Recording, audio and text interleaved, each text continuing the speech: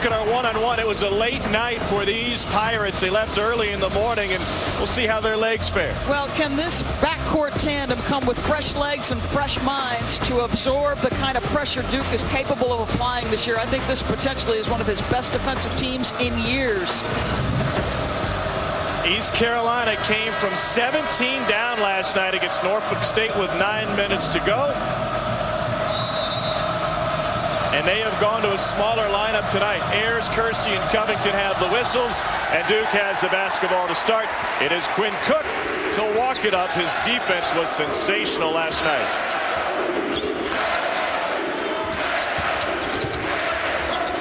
Cook quickly into the paint for a bucket. Duke does a great job, Tom, of getting you spaced out defensively and getting individual matchups. Cook is terrific off the dribble drive. East Carolina started Caleb White tonight at the 4 spot to go a little bit smaller. Jefferson with the takeaway along with Parker, and the sliding grab. Jabari Parker comes out with it.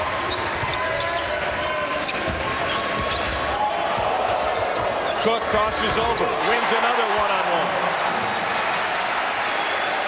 Well, you make a great point because you've got Jabari Parker and Rodney Hood. So do you match down to them? And that's exactly what Jeff Lebo has decided to do. Prince Williams with the drive and one. Sophomore from Raleigh.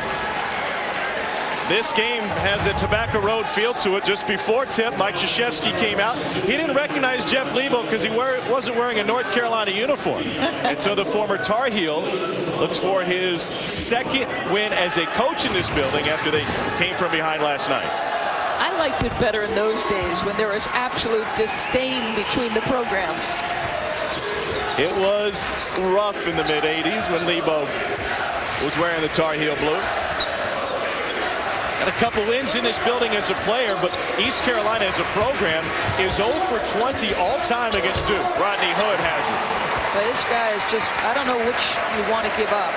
He is special going to that left hand on the drive. Athletically can adjust if necessary. Another Duke takeaway. Cook got tripped by Caleb White. Duke last night hit 8 threes in the first half. They, as we know, are one of the best three-point shooting teams in the nation. So far tonight, it's all been penetration. Yeah, and again, the spacing. Watch when they run their offense, how many guys are above the free throw line, how much driving space there is. That's a good job by East Carolina to close the gap there. And they change out of that man-to-man and go zone pretty quickly to make that job a little bit easier, Tom. Take a look at the starters that were on the floor to get us going today. As I mentioned, Caleb White slid into that 4 spot for Duke. Hood and Parker combined for 39 last night in limited playing time in the 91-55 victory against Asheville. Quinn Cook, what a beautiful spin move, but he slid a little bit, and Duke turns it over. And Cook's job tonight defensively, similar to last night to a certain degree, although Suleiman has got Akeem Richmond right now. Think about what Duke did to Andrew Rousey, who came in averaging 20-plus points per game. It just locked him down. He doesn't get his first field goal until very late in the game, and there's a goaltend on a broken play. Rebounding was an issue last night, an offensive rebound for East Carolina, but Zangari can't tip it in. They allowed 7 offensive rebounds in the first 11 minutes last night to Duke. The freshman Parker, I at a loss for words sometimes watching this guy play. Yeah, it's 6'8". When he elevates and his release point is so high, there's going to be very few defenders that can get a clean contest on him. Cook is all over Williams. This is where they excelled last night with on-ball pressure. Emil Jefferson kept it alive.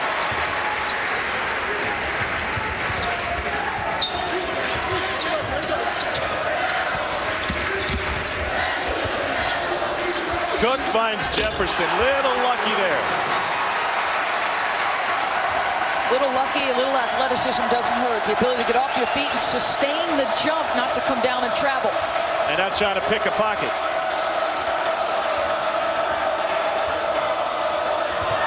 Paris Roberts Campbell keyed the comeback last night for East Carolina. They are down 17. He took over late. Scored 9 of their last 11.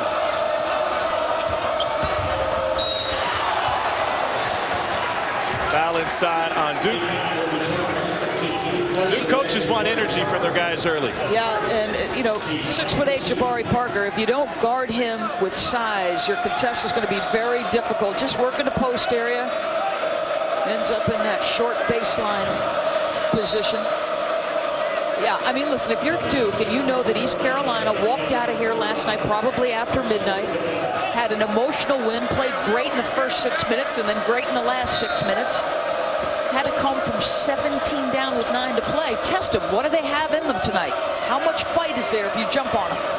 Marshall Gilmet enters for East Carolina. He had been a starter, 6'10", 250.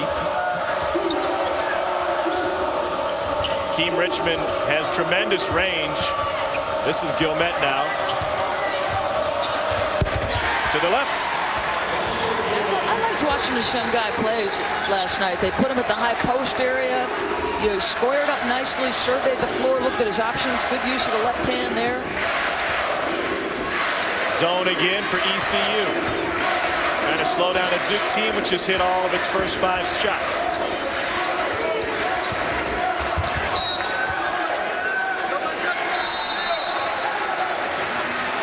10-5, Duke with the early lead. Coming off the bench is the 6'10" sophomore from Kennesaw, Georgia. Gilmet wastes no time in going right after Emil Jefferson.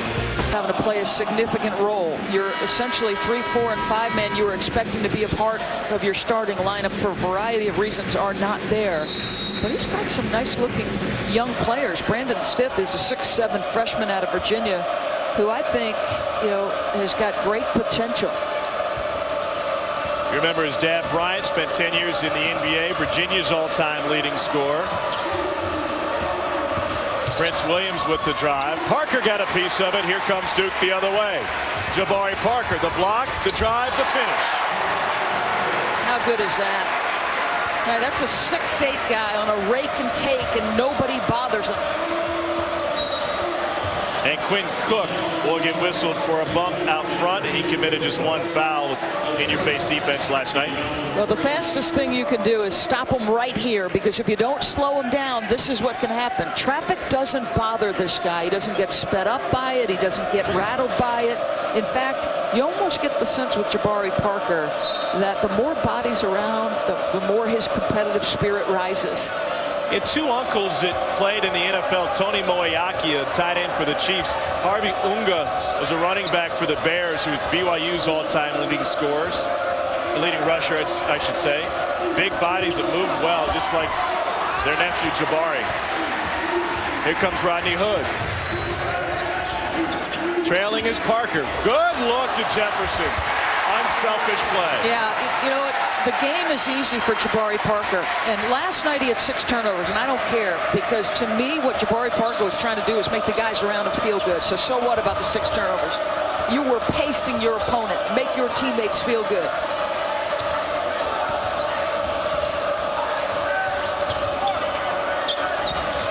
Gilmet left open. He's got some skill. That's a sophomore. Williams is a sophomore. We haven't seen Stith yet, but he's a freshman. You win the CIT, maybe East Carolina could start to generate some momentum as a program. It was their first winning season in 14 years. Rodney Hood for his first triple. Tell you, I don't know who to check. I don't know if you're the defense. Who do you want to guard if you're playing Duke?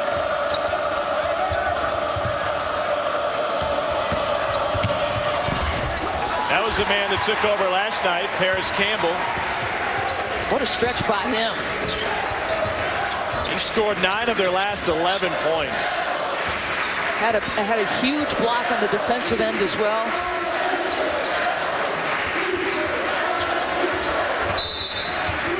Out front, Keem Richmond commits a foul.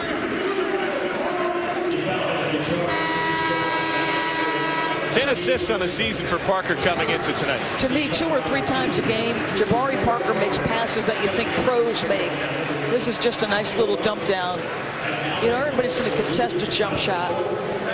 Just finds an open guy underneath. Pass up a good shot for a great shot. Josh Hairston on the floor now for Duke.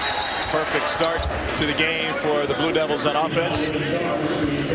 Antonio Robinson commits his first foul, the junior from Winston-Salem's Parkland High School. Jeff Lebo played here as a Tar Heel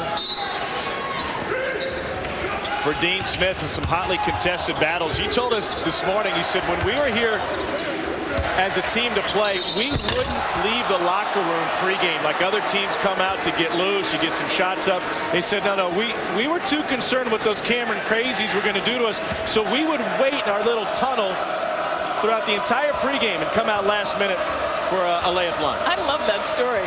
They'd be in the VOM area just waiting for the 29-minute mark on the clock. At that point, the building's full, and it's not only the students. You've got the more distinguished guests up top, so maybe only half the crowd is going to abuse you.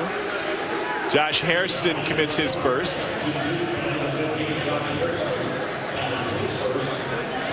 Ten-point Duke lead.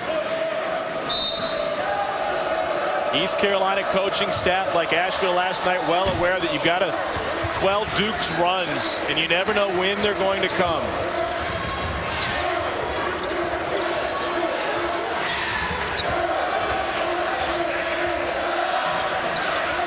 So East Carolina, they've switched a couple times now into their zone, into their man, just doing what they can to keep Duke off balance.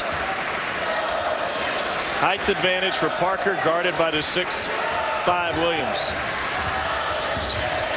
When Cook in the paint finds Hairston, it's a 9-for-9 start for Duke. So even your non-scorers are scoring. I mean, Hairston is a tremendous low post defender, but scoring the basketball is not his best attribute. 5 different Blue Devils have contributed to the perfect start. And I think the guards have got to help this Duke team rebound. And Cook is a terrific rebounder from the spot. Nice. The boy Parker from the baseline. Timeout, East Carolina. Duke is a perfect 10. Well, if you struggle on the defensive backboards, which Duke does, remember, no huge low post scorer or Mason Plumlee type rebounder. So your guard boards it, goes full court, and puts a dime on the money. Quinn Cook, his 5th assist of the night already, and they are absolutely perfect. 5 assists for Cook on 10 field goals. Duke is already up 2 touchdowns on East Carolina. Not quite 8 minutes into this one. Energy was the key, and they have answered that demand from their coaching staff. Yeah, I think you certainly don't want to give a team like East Carolina, who built a little bit of momentum last night with the way they won that basketball game, to have any thought that they could walk into Cameron Indoor Stadium and have a chance to beat you. And I think this could be, and it's not there yet, the kind of Duke team that is reminiscent of Mike Krzyzewski's earlier teams, where, you know, there is no easy pass. The point-to-wing pass becomes difficult. Shemi Ojale is off the bench now for Duke. He was fantastic last night. A couple of threes off the bench. Tyler Thornton also on the floor for the Blue Devils. Stith is on for the first time for East Carolina. An air ball from Campbell. And they get a foul from Tyler Thornton. That's his first. Duke hasn't missed. That was, okay, you know what? The guy averages 7 free throws. He's a tremendous driver on the left hand, as you see Parker start to the night. And there's no question that this team is built around Parker and Hood. So you give him a cushion. The guy makes 3 threes like it's nothing. So both guys will, there's a distinctly different feel to their games, Tom. But you have to play both guys straight up. You've got to be able to be down in the stance, contest the jump shot, and still play the drive. And if you put a defender in a closeout situation on either Parker or Hood, forget about it. Ferris Roberts-Campbell knocks down both free throws. Duke, as we mentioned, hasn't missed a field goal yet tonight, so the question becomes, who will have that albatross? It won't be Rodney Hood just yet. He's got 7.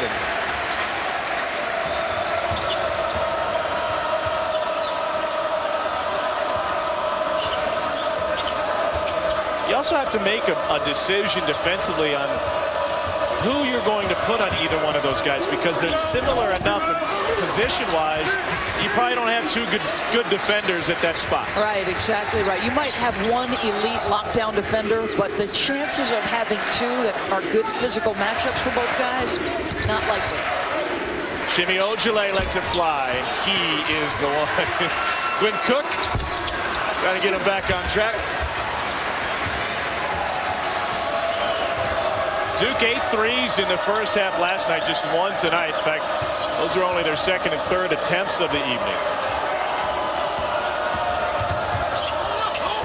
Robinson went right in to Hairston to get the bucket. I think this is something you're going to see sometimes against Duke with their ability to pressure the defense or the offense with their defense.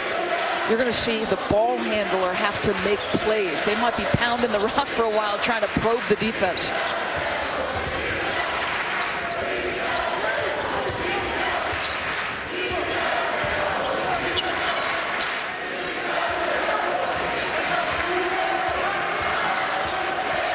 Cook crosses over, gets to the paint, goes to the left. How good is that? I mean, great body control, excellent use of the left hand, and not afraid to absorb contact. And I love the no whistle. All three of Quinn Cook's field goals have come in traffic, in the lane, and at the rim. Knocked away by Quinn Cook.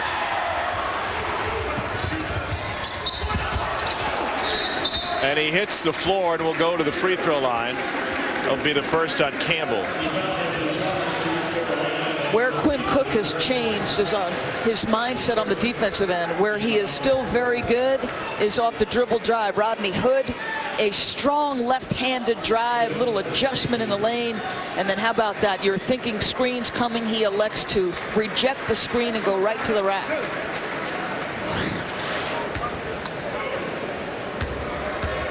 Cook leads the conference with better than 6 helpers a game, one of 5 All-ACC returners, and what some think will be the best conference in the nation as Hood gets a seat.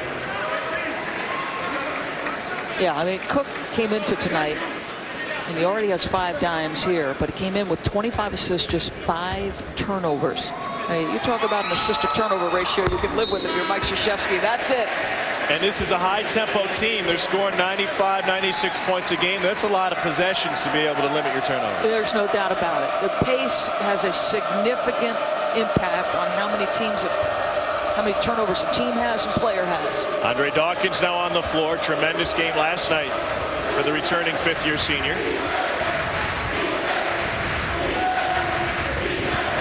Suleiman trying to stop his man, and the follow jam from Stith fell off. It'll be a foul on Emil Jefferson. And our first look at the freshman from Lawrenceville, Virginia, Brandon Stith.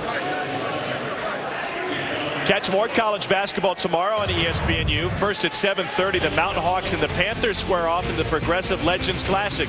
Then at 9:30, the Cyclones take on the Cougars. It's a college basketball doubleheader tomorrow at 7:30 and 9:30 on ESPNU. Also live on Watch ESPN. If I were Iowa State fans, I'd be highly concerned that Fred Hoiberg might be tempted to go back to the NBA.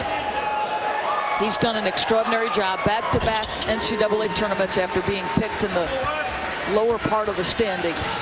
He grew up in Ames. He grew up a long jumper from Hilton Coliseum. You think he would turn down Hilton Magic to go on? I think he could.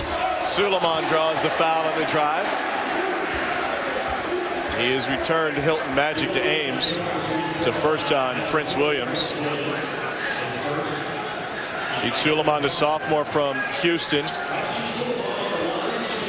was a starter all of last year as just a freshman. And it's elite company when you talk about freshman starting guards for Mike Krzyzewski. Dawkins, Amaker, Hurley, Langdon, Williams, Shire, Irving, Austin Rivers. Those are some of the freshmen that have started the opener for Mike Krzyzewski. It's a pretty good list. That's a really good list.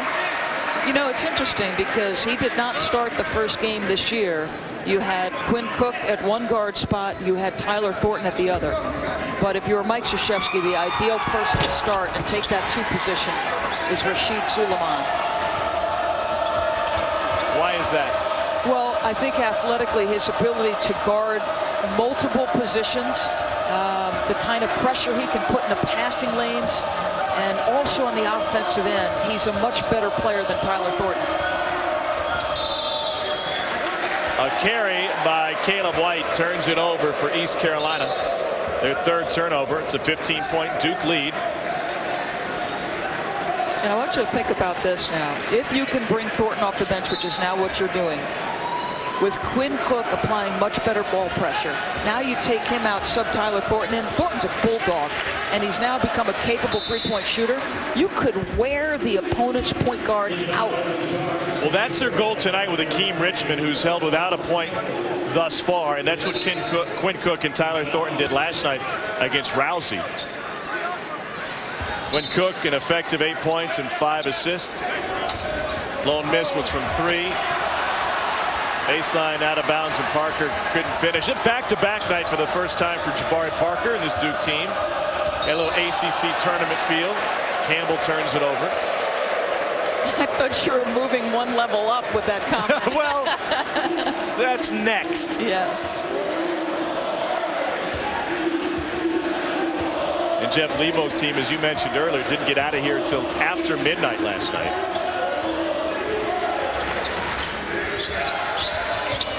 Suleiman had a fall off. And here comes ECU. Prince Williams finds Campbell. He can get him going. Got it. A transition 3 for Campbell, his first of the night. Yeah, I really enjoyed watching this young man play. And a year ago, and again, their lineup is so different. He only averaged 5 points per game. He comes into this one upward of 16 points, shooting a really solid percentage, and was just dynamic down the stretch last night. Parker inside. Tell you what, that probably felt to Brandon Stith what it was like checking dad when he was a kid. His dad was his high school coach. Another East Carolina turnover.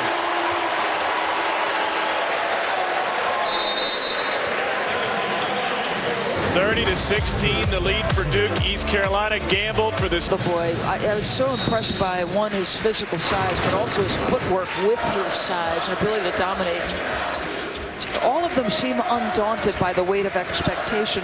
You forget that they're young men. It's like you're amazed at their basketball abilities. Duke had a red-hot start, but just 2 for its last 7. Nice. The flush by Prince Williams. Tell you what, this guy's a converted point guard. Only a sophomore, 6'5", 200, dynamic athlete. And there are some pieces. You've got to build this team over the course of the year, but boy, there are some nice-looking young players. Jabari Parker on the offensive glass had it blocked by Stith. East Carolina trying to mount a comeback. 4-on-2 break. And a kick for 3 for Richmond. Got it! East Carolina's brought it to single digits. Yeah, and that was Stith making the play, the stop at the rim. So one of those other young pieces. Now the guy who makes the bucket is the elder statesman Richmond. But I'm telling you, there's some things to work with. How about Hood? That will quiet him quickly. Yeah, just a defensive breakdown. And Jabari Parker, another terrific find. East Carolina has been a come-from-behind team. That 17-point comeback last night against Norfolk State was their 3rd such comeback within the last calendar year. Parker running the floor. Timeout, East Carolina.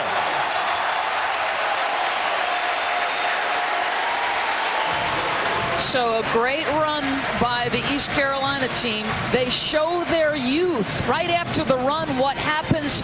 2 defensive breakdowns in a row, and they pay for it with shots at the rim.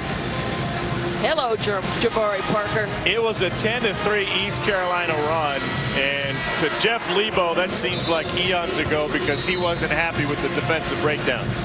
Man, did they turn it around quickly.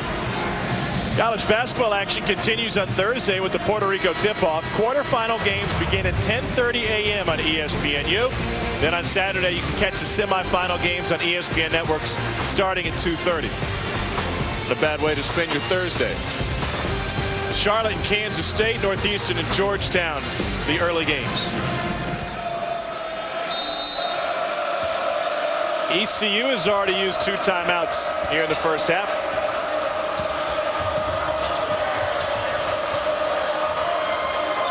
smaller, more athletic lineup on the floor for East Carolina as part of this run. Prince Williams leans in. Parker got tied up by Caleb White for his second. You can tell he's used to playing with a lot of bodies around him, right? I mean, that's a rebound in traffic while somebody's grabbing your arm. And you could imagine, whether it's in Chicago or AAU ball, a lot of smaller bodies that are just used to hacking away at you trying to get that basketball. Yeah, he didn't lack for company in high school. Same high school as Derrick Rose, Chicago Simeon. I want to know who's next. Loose ball rebound all the way out to Williams. He went into Thornton, and they're going to call that offensive foul. It's a second on Williams. Now, see, that's a play you make all the time on the playground, right? And maybe in the old days you get away with it, but not with the new rules. And a good little sell there by Tyler Thornton. Jeff is like, no way. In my day, that was definitely a foul on the defense. Cook once again passes up the screen. Numbers for ECU. Tyler Thornton squashes that.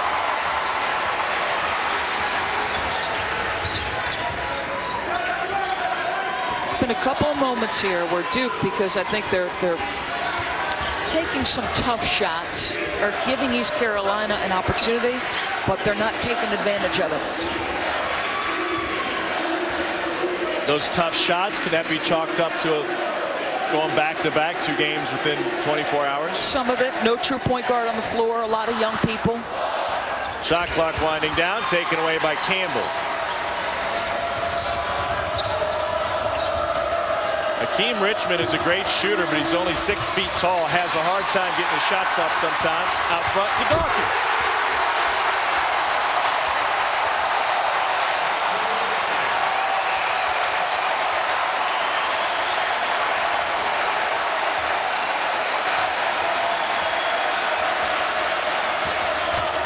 Williams wanted Stith for the lob, and he's got the dunk. Now they got the exchange. Duke was very slow to react defensively. It's like Duke has relaxed a little bit here. This margin feels bigger to the Duke players than it actually is. Parker spins past Stith.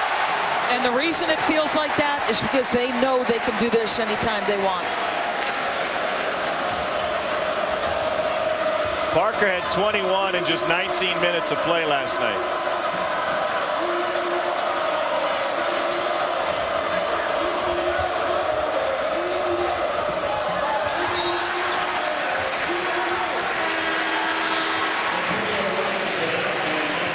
So watch Quinn Cook. He has been dynamite. Just great court recognition. Andre Dawkins out in front, leaks a little bit. And Cook knew where his teammate was. Just a terrific find. 7 assists for Quinn Cook, junior from Washington, D.C.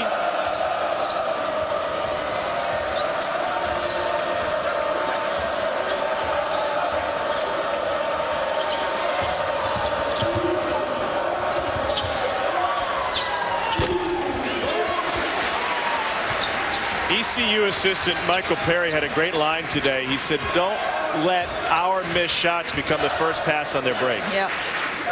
Your offense really is the first part of your defense. Are you taking good shots? Are you not turning it over? Quinn Cook for a triple.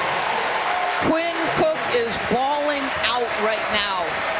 He can do no wrong. He starts the game on a couple of slashing drives. He's made threes, and he set his teammates perfectly. What a half for Quinn Cook.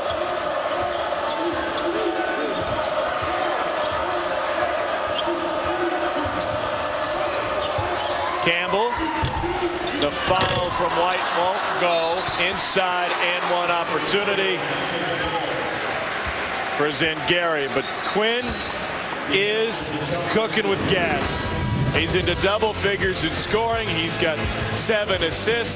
He's doing a little bit of everything for Duke tonight. And why not from range? Largest lead of the game for Duke. And we'll show you how Jabari Parker compares to Grant Hill at halftime. Anish, thanks. It's a 41-25 lead for number 6 Duke.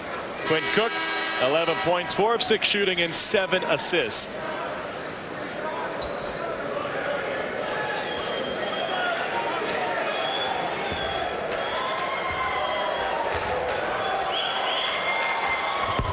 How would you like to have Jabari Parker and Rodney Hood if you're the point guard? I'd be feeling pretty good about my chances.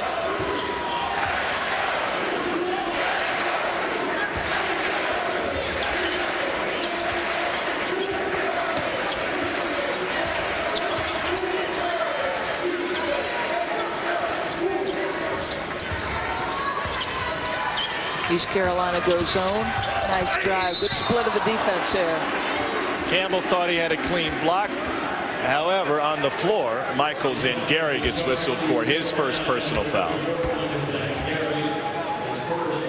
19 fouls against East Carolina.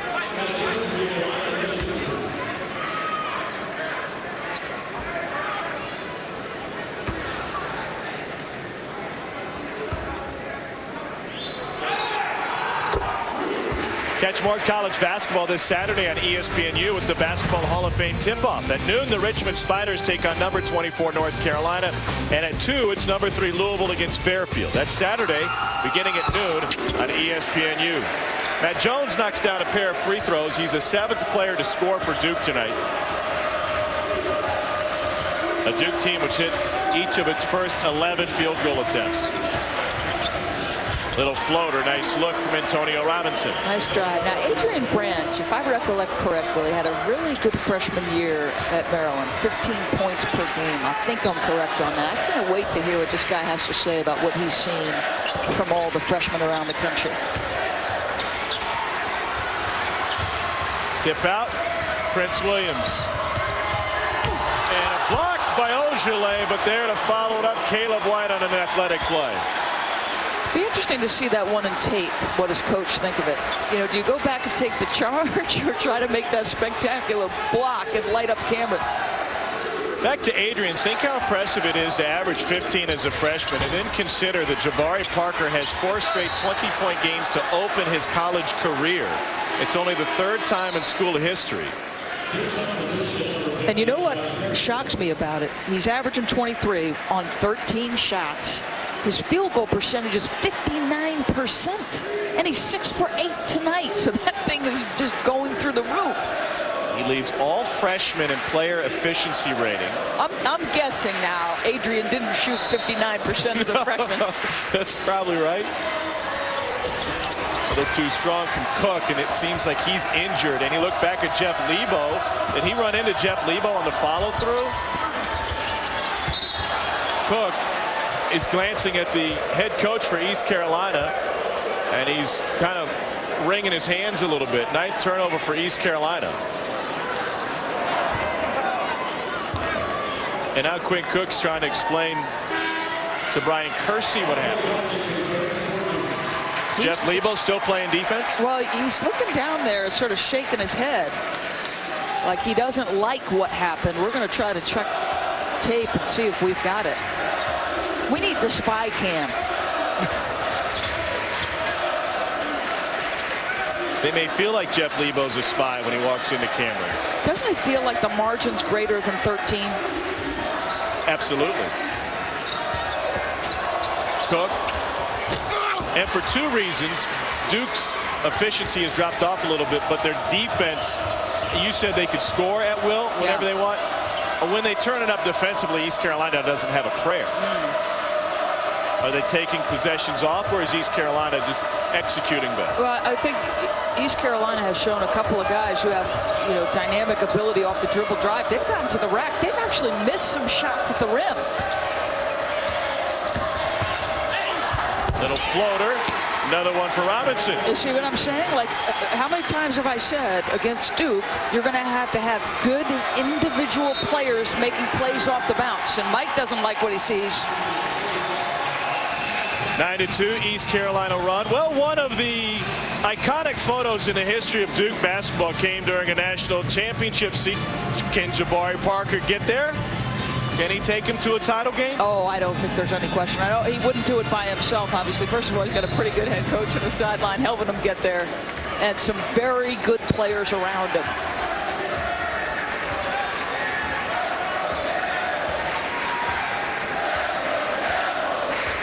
I like this East Carolina zone. It allows them to gap better than trying to guard man-to-man individually. Got a 5-second difference between the shot clock and game clock. A little more than 5.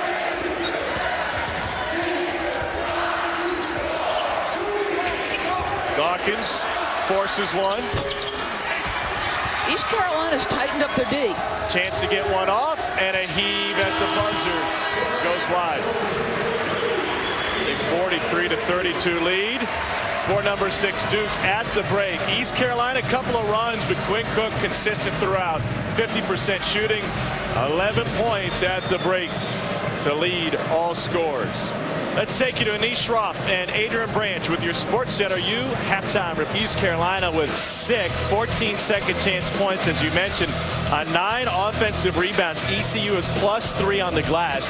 Jabari Parker a game high 12. He's 6 of 8 from the floor. However, Duke did not score in the final 3 minutes and 41 seconds of the first half from the floor. I think you can attribute those 14 second chance points to a couple things. We know that Duke has struggled on the defensive backboards all year. Remember, they're really playing without a Mason Plumlee type rebounder. The other thing is they're pressuring so far on the perimeter, that they're not in position to board it. 5 points for Michael Zangari.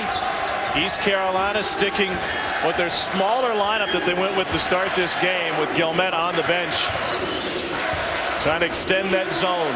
You mentioned this is a resilient bunch. They are accustomed to playing from behind. I'm sure Jeff Lebo would appreciate it if they wouldn't. And a foul on the floor on the rebound. But watch East Carolina, who all of a sudden seems pretty comfortable in this building. Nice little dribble drive, draw the defender over, and find your teammate.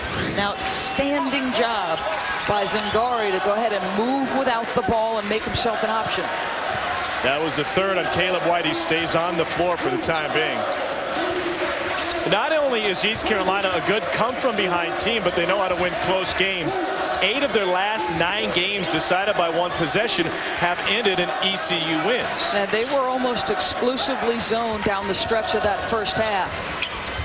The lefty Hood with the leaner.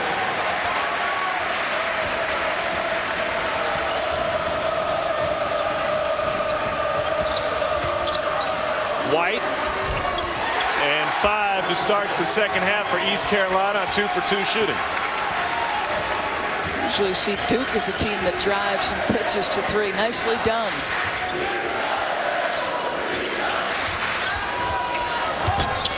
Cook left it short. This is good. If you're Duke, you're feeling game pressure again. You haven't felt that in quite some time in this game.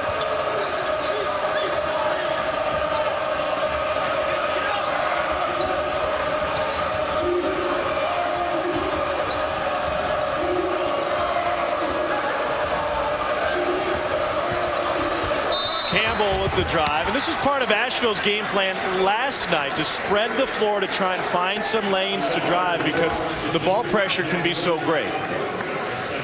I love what they've done off the dribble drive, and in the first half there were multiple occasions where they got to the rim and just didn't finish. They have settled in here.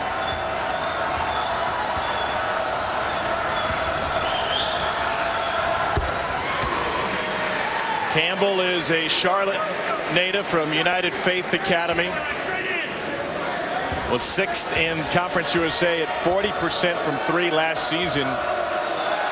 Came on late in the year, and he came on late in the game last night to propel East Carolina to a comeback win. They're down 17 with 9 to go against Norfolk State and won it. Here they're down 6.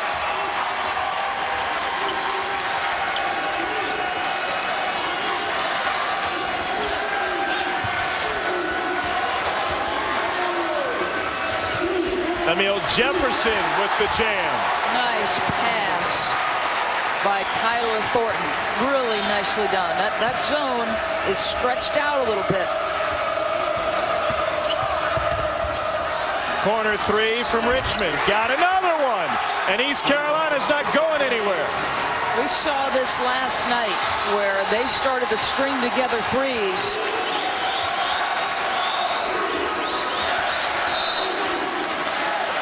And what this zone has done is it's changed the tempo and the feel of the game. Duke is sort of having to move the ball. They're not getting the high-flying dunks necessarily in transition that get the momentum going. Doesn't mean they can't get it at the rim, but the tempo feels totally different. Jefferson again, and he draws the foul from Zangari. It's his second. Get the feeling that East Carolina would be happy just to trade buckets. Oh, yeah. Extend the game. Count on their ability to make threes. We've seen Akeem Richmond, who's the young man, has no hesitation. We saw him last night. He makes his first three, misses the next 10 or 11, and then makes two huge ones down the stretch. He missed 11 in a row in the middle of the game and never stopped shooting. Well, Richmond is second active player in the nation in career threes with 275 now. You say shooters have to have amnesia. They can't think about all the misses. They're just thinking next shot. Jefferson missed them both. It's a 5-point Duke lead. It was an 18-point lead.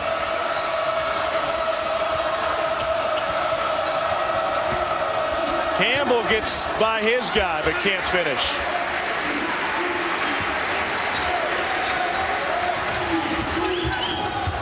Rodney Hood. Second three of the night. And another find by Quinn Cook.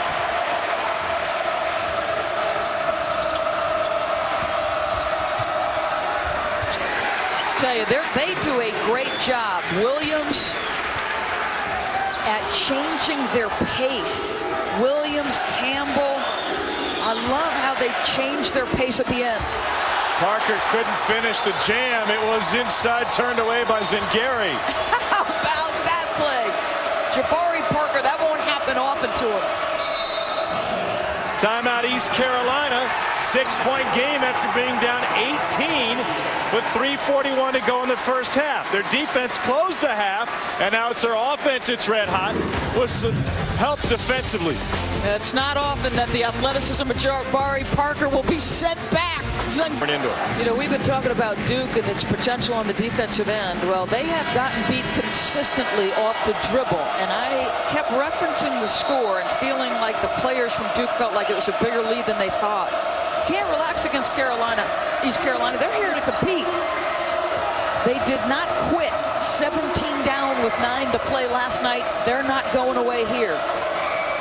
East Carolina is 0 for 20 all time against Duke. They met on a regular basis from the late 60s through the early 90s. First meeting since 91. Offensive rebound for the Pirates. And the ball went to the ground. It's a timeout for ECU.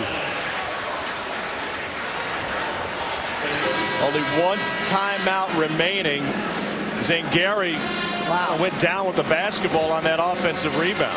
Yeah, that wanted point guard, not a true point guard, yet they're on the road at Duke, only 6 down. East Carolina won the CIT last season. Thanks to a 21-9 run, they're back in this game. Remember the last 3:41 of the first half, Duke did make a field goal.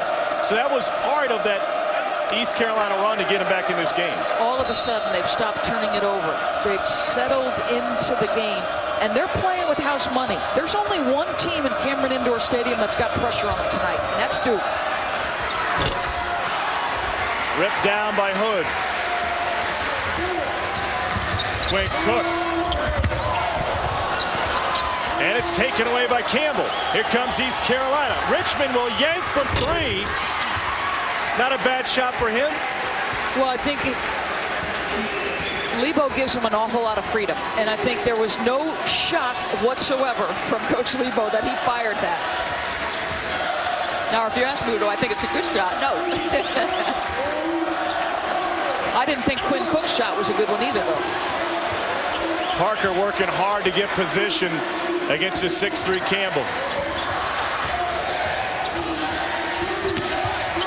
Hood, the lefty, draws the foul on Caleb White. That's a 4th on White. 5 minutes into the second half, we've got a game at Cameron Indoor where Duke has won 104 straight against non-conference opponents. Our producer had to put his assist to turnover ratio on there. You just needed to cut it off at the 62%. Boy, he played against some great guards, didn't he? Think about the talent in those teams that he went head-to-head. In 1988, they met 3 times. Duke swept the series. All 3 of those games will be between teams that were ranked in the top 5. Wow. There's been so many magical moments in that rivalry.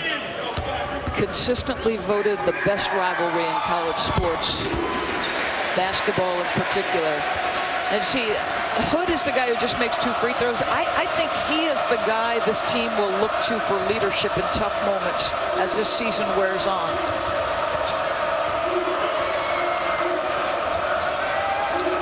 And East Carolina sustained coming out of the timeout.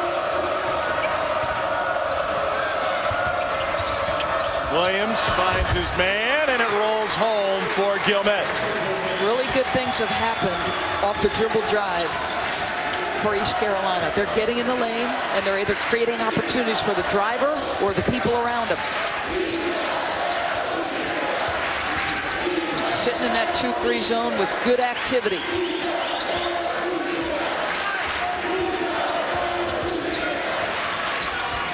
Parker from the corner, hand in his face. Whoa, what a tough shot for the freshman. Come on, that's unfair.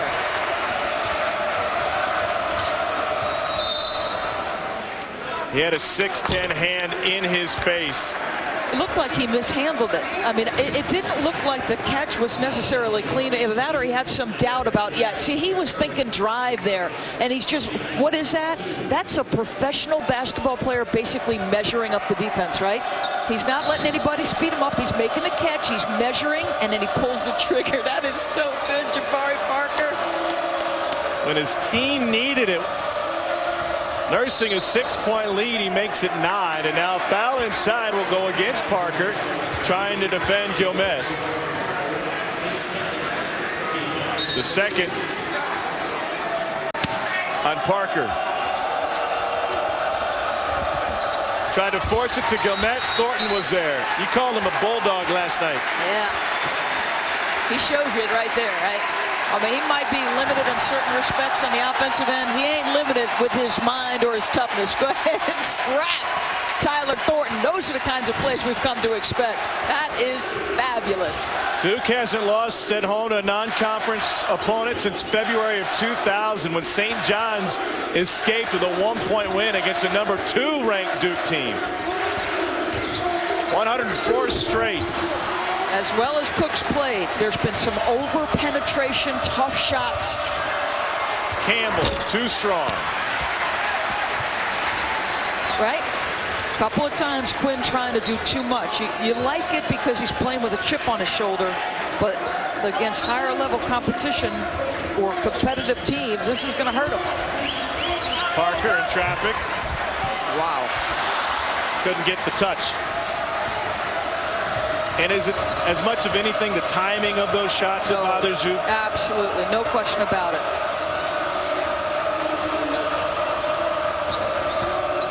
Robinson, little leaner off the glass. Oh, they are tough. They are tough-minded. I tell you, you hope for Coach Lebo's sake that everybody who's supposed to come back next year comes back. Because this is going to be a good team this year and next if he can keep it together. Rodney Hood will go to the free throw line after the foul from Marshall Gilmet. It's the first on the sophomore. Catch more college basketball this Saturday on ESPNU with the Basketball Hall of Fame tip-off. At noon, the Richmond Spiders take on number 24 North Carolina. And at 2, it's number 3 Louisville against Fairfield. That's Saturday beginning at noon on ESPNU.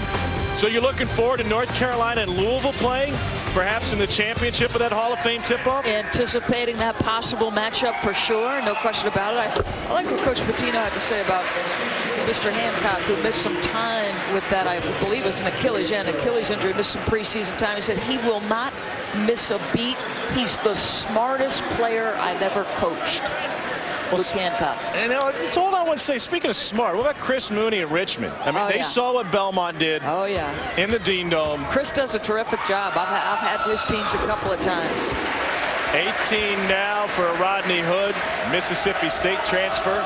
That was a heck of a cutback by my running back, Tom Hart. Yes, it was. Trust me, they haven't forgotten about Belmont 9 miles down the road. That's stiff, rejected by Hood. Here comes Quinn Cook. Norfolk State pushed it too much last night. It allowed East Carolina to come back and win. On the other side, it'll be a foul on the drive, and it'll go against Hood. As good again, and I'm not harping on Quinn Cook. Yeah, you can see his disappointment. He just leans into the team and says, that's my bad, guys. Yep, he's frustrated, should be. Over penetration, gets off his feet, trying to do too much. Your offense doesn't help your defense. In fact, it puts you in a bind in transition. And so Akeem Richmond, the transfer from Rhode Island, has the shooter's touch. He is a confident shooter, to say the least. His dad Eric played football at East Carolina, and after that, Akeem, who grew up in Sanford, North Carolina, was a ball boy for North Carolina hoops. Love it, love it. You can tell he loves to play and loves to put the ball in the basket. See what Duke does with this zone. Flashing Hood into the mid-post area. Good ball move.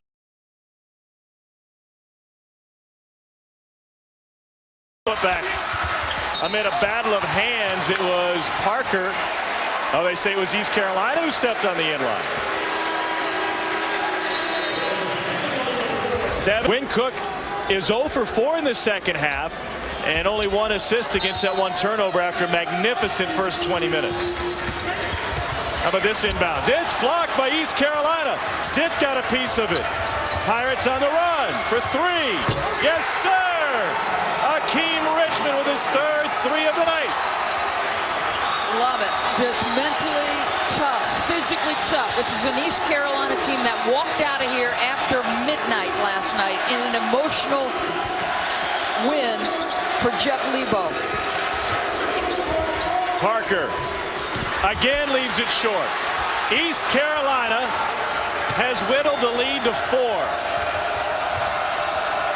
Oh, you missed him. I mean, Stitt had great position. Now you got the switch.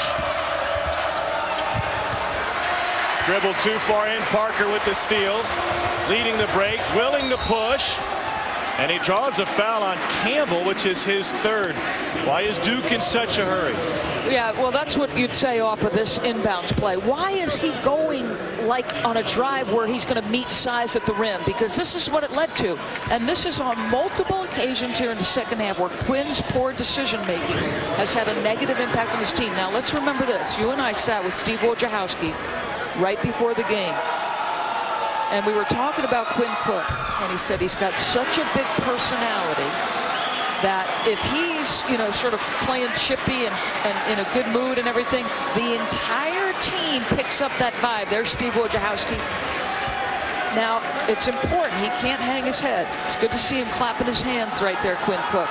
You're playing through some adversity now. What's your response? Parker takes a seat. They replace him with Josh Hairston.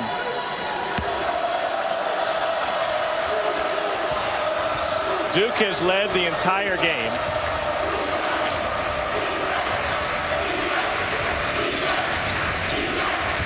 Mismatch with Stitt, guarded by Cook. He wants the basketball. This is a bad matchup for Josh Hairston. Looks like Robinson wants to go. Yep. And he lobs it inside, and a beautiful finish by Williams. Really good recognition by Robinson. 6'4", 175 pounds, just recognizing he had a big on him and was going to put him in the little spin cycle. It hasn't been this close since it was 2-0. And East Carolina doing a magnificent job on the glass. Suleiman steals it away. Nice job by Suleiman. Made a poor decision, didn't hang his head, made up for it with his defense. But watch Robinson. He knows Josh Hairston is coming. He rejects the screen. He draws 2 defenders. This was just great recognition. It's slipping behind the defense. Go ahead, Mr. Williams. Love it. Love how they have competed.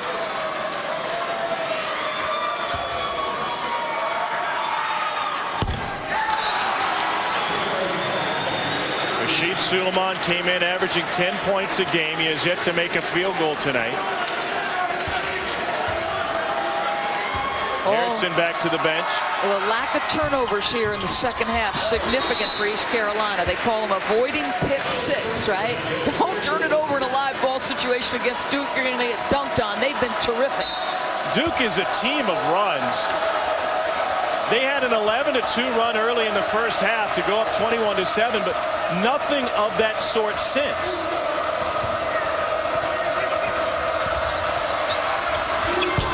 Too strong offensive glass. Stiff gets tied up by Dawkins. It's the first on Dawkins. Smart play. You are in absolute jail if you're Andre Dawkins. You end up underneath the rim against Stitt, who at 6'7", 205 has got a much bigger frame. Long rebound, good little dish inside, and give him no chance for an N1. The Stith family certainly knows upsets. Remember, his dad Bryant was on that 8-seed Nuggets team that knocked off Seattle. The famous shot of Dikembe Mutombo on his back celebrating. That was the first ever 8-seed to pull it off in the NBA. And Stith goes 2 for 2. Can East Carolina be the first team in the last 105 games, non-conference, to knock off Duke at home? The Crazies trying to get involved right now, staying in that 2-3 zone, trying to keep Duke on the perimeter, gapping every drive. Cook. Huge 3 from Quinn Cook. His first field goal of the second half.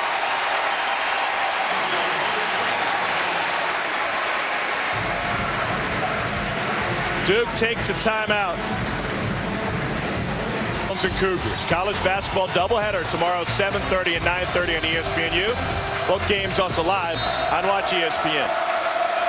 Against the elite athletes, East Carolina has struggled. 0-45 against top 10 programs in school history. Good look from Stitt. And a beautiful finish from the Prince. How about that from the rookie Stitt? That is perfect. He just played with great pace, knew where the cut was going to go, and led him right to the rim. Dawkins nearly lost it. He did, and the possession arrow belongs to East Carolina. It's a 3-point game with a chance for the Pirates to tie. Turnover number 8 for Duke. That's behind the bench. There is a small contingent of purple shirts smack dab in the center of the Cameron Crazies trying to make some noise. There they are. The Mingus Maniac has some company over there across from us.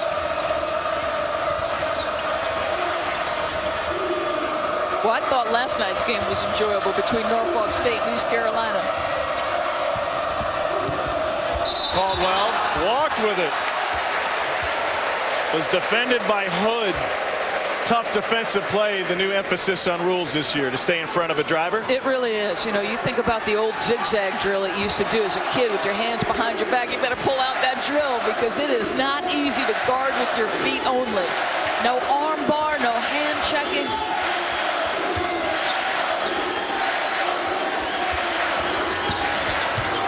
Rashid Suleiman knows. Stitt has it. He is a battler, and he gets a whistle against Thornton, who was reaching in.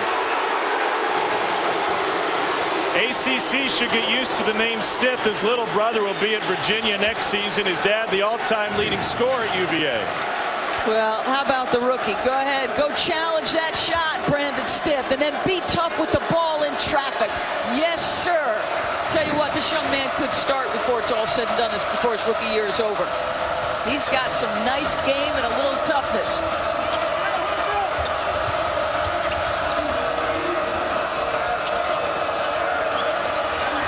Poked from behind by Hood. Cook has it. Suleiman with a hurried 3. Wide. Does Duke figure that that's the best shot they'll get? We'll talk about it on the other side. It's a 3-point Duke lead. Possession belongs to East Carolina. ESPNU's exclusive presentation of college basketball is brought to you by Jared the Galleria of Jewelry. Truly unique designs that need to go. Duke's shot selection doors. Yeah, it's been bad. I mean, they're 1 for their last 11, and all of it is, to me, directly attributable to the kinds of shots they're getting. Haven't really managed the lead very well. You know, everything came so easy to start the game. They were making all those shots. Now you're feeling game pressure. Now your shot selection is crucial. And Steve Wojciechowski pointed it out to us pregame. East Carolina, should they get a lead, they're going to feel like they're playing with house money. You got to get Brandon Stitt the ball. He's getting checked by Tyler Thornton. Wow. Over the top of Parker goes Antonio Robinson. I'll tell you what, that young man, he is a very confident guy. Brandon Stitt had Tyler Thornton on him and could have put him in a bind, and Robinson waves him down.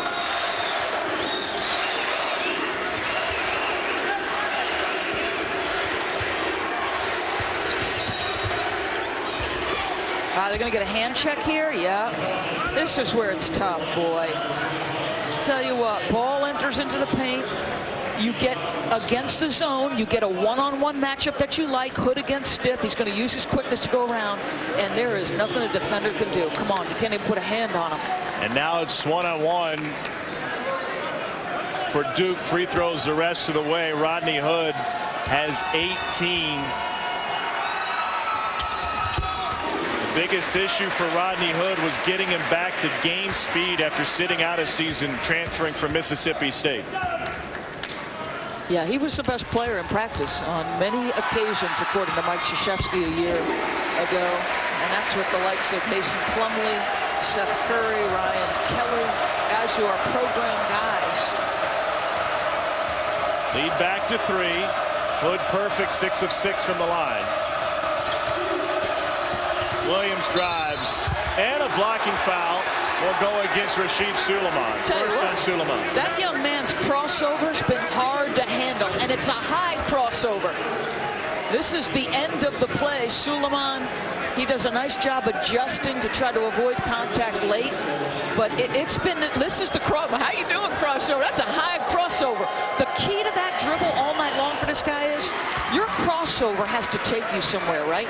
Your right foot, if you're crossing over right to left, your right foot better beat that top foot of the defender. And this guy's done it consistently all night. East Carolina 14 of 14 from the line. 13 for Williams. A 1-point game at Cameron.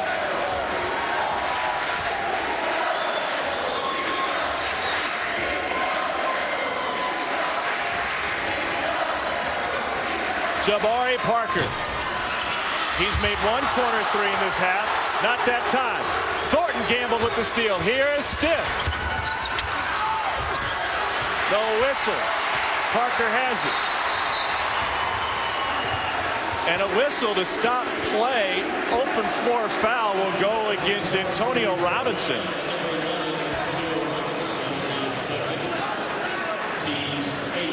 Stitt just got lost a little bit under the basket. Yep, it's not necessarily a good pass because he's too far under the basket. So why not, if you're that guy making the pass, pull it out.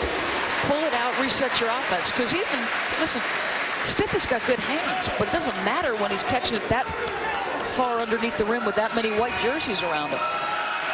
Jabari Parker's been 20 points or better every game as a Dookie. He has 18 here. Got to make a stand defensively. And Quinn Cook, we've talked about him being a better on-ball pressure defender. Well, he's been beat off the dribble, and at times consistently. Can he make a stand here? Williams, rebounded by Thornton. Cook lobs to Parker. It would have taken the roof off. Instead, ECU's got numbers, and the breakaway ends up in a foul on Thornton. Decision making for Duke. What a swing that would have been either way. Did he have an opportunity for 2 hands on this one? You know, the left hand was there. Let's see it. Well, he did it against Kansas from back there. Couldn't finish here. And this is what ensues. And we've talked all night long, right, about your offense putting your defense at a deficit. You don't complete that play, you put East Carolina right here. First miss from the line tonight for East Carolina. This would have brought down the house. Look at the athleticism and leaping ability, the ability to catch that thing. You know it's good if it's a miss and we keep replaying it. Robinson back on track. Both of these teams played last night. Duke knocked off UNC Asheville. East Carolina didn't finish until get out of the gym until after midnight after coming from behind against Norfolk State. The winner heads to Madison Square Garden.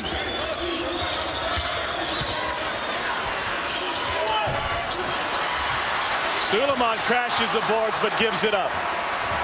Robinson wants a transition three. Instead, a forced layup. Getting a little sloppy.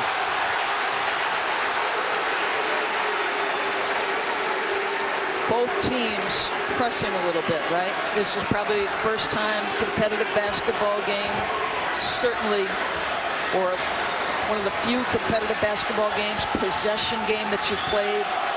These are just such valuable experiences as you build your team. Quinn Cook. Poor shot. 22 seconds. Why? Jabari Parker trying to bail him out. He does bail him out. There's a lot of footage that Steve Wojciechowski can watch with Quinn Cook, particularly in the second 20 minutes. You'll give him the good and the bad, because, of course, Steve Wojciechowski, who for years, when Chris Collins was here, was working with the post players at Duke, he's now working with the guards. That was the second personal foul on Stiff. Parker with 19. His only field goal in the second half was that contested corner three.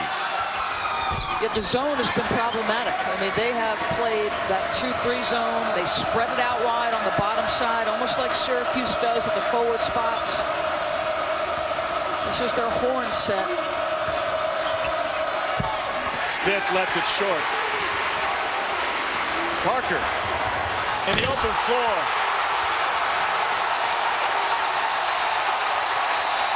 He's over 20 again, and this one resonates in Cameron. This, folks, is a man's move. This is 6'8", 200. Where Akeem Richmond and Paris Campbell just took over. Yeah. Now, granted, that was Norfolk State, and it was in front of 900 and not 9,000.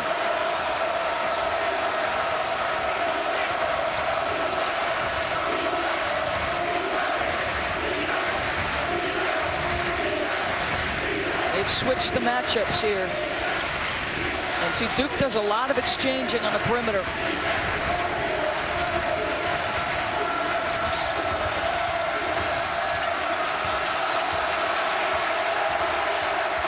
Campbell had to pick it up. Great defense from Duke with 3 on the clock. And Hood took it to the floor with him for a travel. He's pointing at Brian Kersey, saying that he got knocked off balance as he came down. Brian Kersey not having any of it. 10th turnover for Mike Krzyzewski's Blue Devils. We talked about their defensive rebounding. They haven't done it well all year. Good pursuit of the ball by Hood, but you're not finishing your defense because you turn it over. Campbell slips in. You called it. He has 9. It's a one-possession game again. Campbell went on a one-man run last night against Norfolk State, right when they needed it.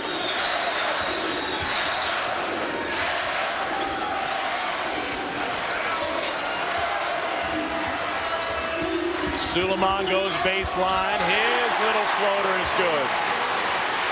First field goal tonight for Rashid Suleiman.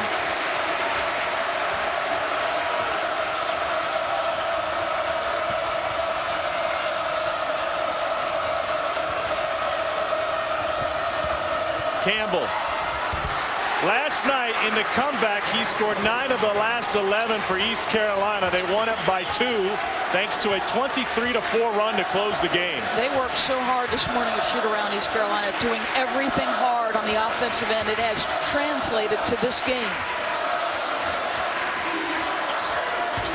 Hood saw a crease. Game high 22 for Hood. Timeout Duke. 5-point lead, 3:08 remaining. But Rodney Hood is slippery. He has been the guy to get into the gaps of the zone. He's just going to sneak inside, show his number to Quinn Cook, and then watch. He's just going to relax in here, take your time, survey what you have. What's happened with him when he's gotten below that free throw line right at that ACC mark is he's played with great pace and he's gotten one-on-one matchups. Very difficult to contest that guy in a one-on-one when he's able to use his dribble. College basketball action continues Thursday with the Puerto Rico tip-off. Quarterfinal games begin bright and early, 10:30 a.m. on ESPNU. Then on Saturday, you can catch the semifinal games on ESPN Network starting at 2:30. With Doris Burke, I'm Tom Hart. We've got 3:08 to go in regulation for an East Carolina team which has lost 45 consecutive games to top 10 programs. A chunk of those were to Duke. They are 0-20 against Duke.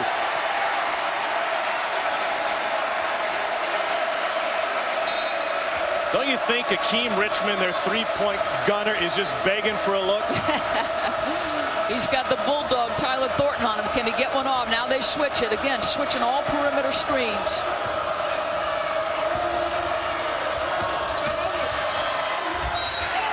Foul by Hood, who disagrees. His second. 2 shots coming for East Carolina.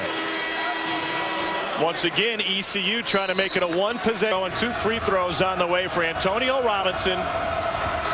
Grew up on Tobacco Road in Winston-Salem at a Parkland High School. Last year, a junior college All-American at Lewisburg Junior College.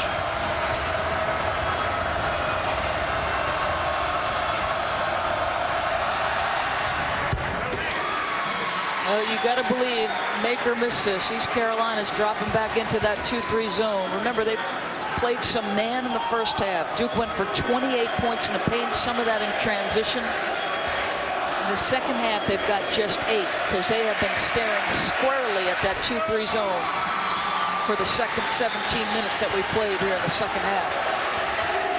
It's a 1-possession game again.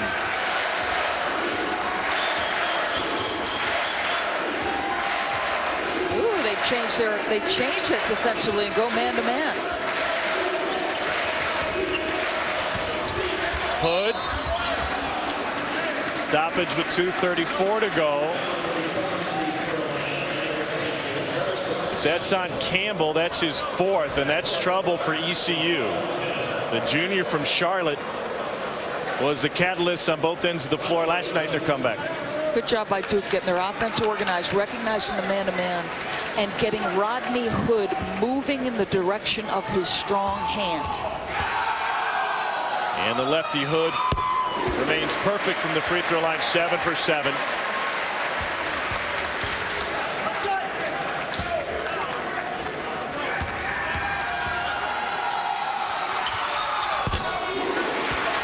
No timeouts for East Carolina. Remember that. In case a possession goes south, they're not getting anywhere offensively. Duke's making a stand. They can't use a timeout to get themselves situated.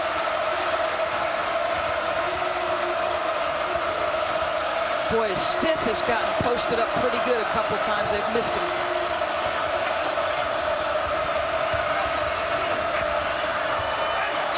Rejected by Parker. 11 on the shot clock. Well, he can erase a lot of mistakes, Jabari Parker. Pretty good contest by the initial defender, and then Jabari Parker makes sure there's no doubt that that one isn't going at the rim. Off the inbounds, Robinson goes right to him, and he rejects another one. An ill-advised decision by Antonio Robinson.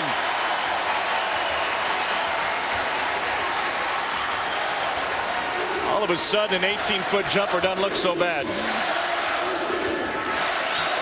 And they're staying in this man-to-man. Can you get Rodney Hood coming in this direction on the left again? Help defender's got to be ready to go if he gets beat. And it doesn't take much to draw the whistle and get Paris Roberts-Campbell out of the game. He fouls out with 11 points. And Jeff Lebo's got to find an answer off his bench for the last minute 40.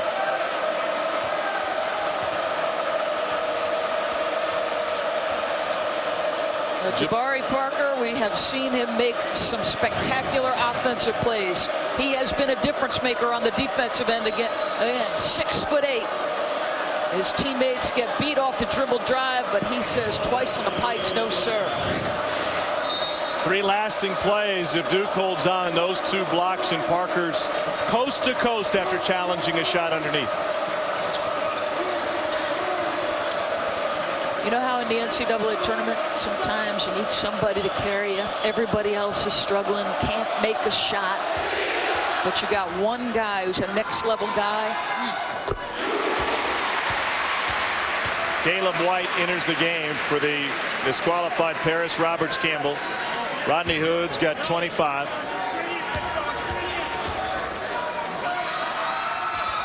His stroke is perfection from the free throw line. He scored the last 6 for Duke. The lead has ballooned to 7 with only a minute and a half to go at Cameron.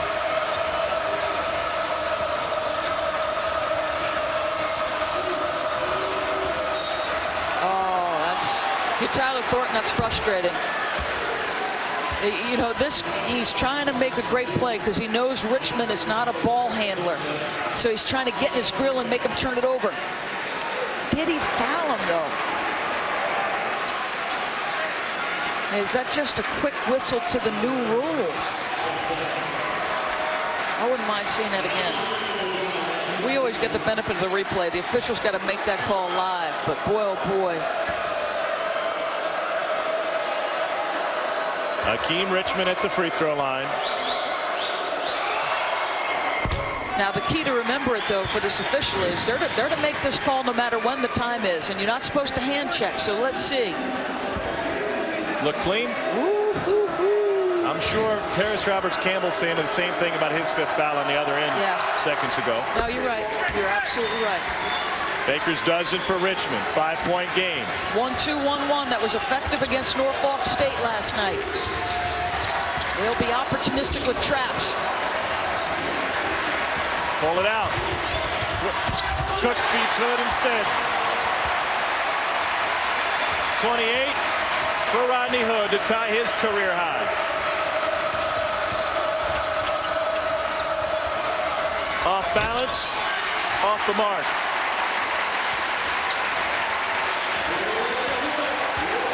Mike Krzyzewski waving his arms, saying everybody gets spaced.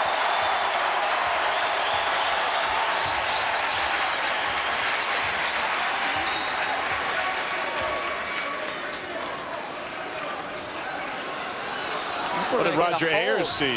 Yeah, Roger Ayers saw Prince Williams with a little hold on Rashid Suleiman. Away from the play. It looked like the clock stopped running, shot clock.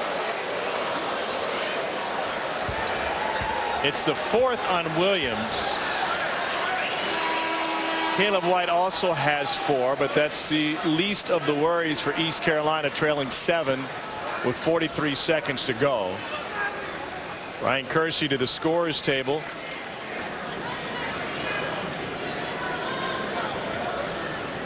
And with this clock issue, the officials will go directly to the scorers table to get a look at the monitor to try and get things situated here.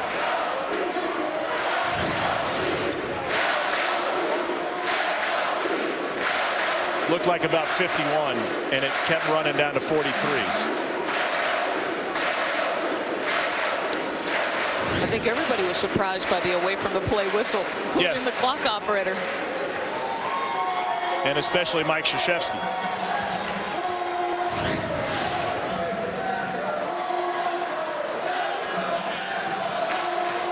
So let's see. Yeah, you see right down there is where Roger Ayers comes over and sees it.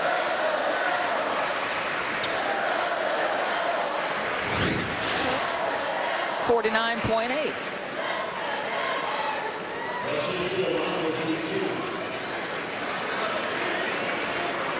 Two free throws for Rashid Suleiman. Quiet nights, the last two for Suleiman, 3 last night against Asheville, only 4 points tonight.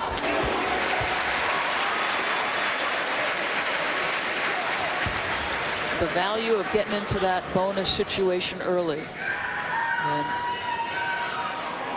they've spent some time at the free throw line in the second half. The hard driving that Duke did.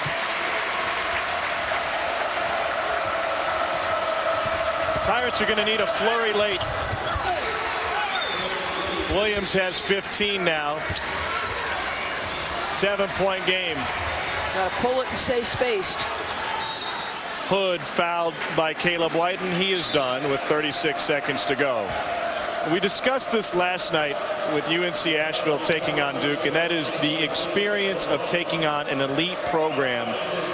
And we discussed a couple nights ago with Belmont taking on North Carolina. And then what happens if you are lucky enough to win your conference tournament as a mid-major or low major and then make it into the NCAA tournament knowing you can compete with a team like Duke on their floor and you get them on a neutral site? There's no question about it. I mean, there's just, for those programs, one, it can be a financial boon. Two, it can be a recruiting tool. But most importantly, you're right. When you want to be at your best in March, there's no intimidation looking opposite the jersey of the major school from the major conference. And value on both sides here. I mean, Duke felt and had to play through game pressure for the second 20 minutes here on the home floor. Things did not go well for them offensively. It was their own doing, but you played through that adversity. And for us, just fabulous college basketball game. And the folks in Starkville knew Rodney Hood was a fabulous college basketball player. He's now got a career-high 29. It's rare to transfer into the Duke program. He is the fourth to do so under Mike Krzyzewski, and he is an impact guy, combining with Parker for 51 tonight. Top scoring duo in the ACC. The ball's coming up next. A little bit of action. Buffalo against Miami of Ohio as the Redhawks look for their first win of the season. Duke will make it 105 consecutive home wins against non-conference opponents, and this will punch their ticket to Madison Square Garden. What an effort from East Carolina tonight. Really just dynamite to watch. A lot of sophomores, a lot of freshmen in that class. Good things on the horizon for Jeff Lebo. Mike Krzyzewski knows it. So the former Tar Heel sees his team come in here and make Duke sweat to the end. Quinn Cook can afford a smile now. Our final score, 6th ranked Duke hands East Carolina its first loss of the season, 83-74. Good night from Durham, where the Blue Devils make it 105 straight thanks to the play of the freshman phenom, Jabari Parker, from Chicago to Durham and right into your living room. Now let's send you to Oxford, Ohio for Matt.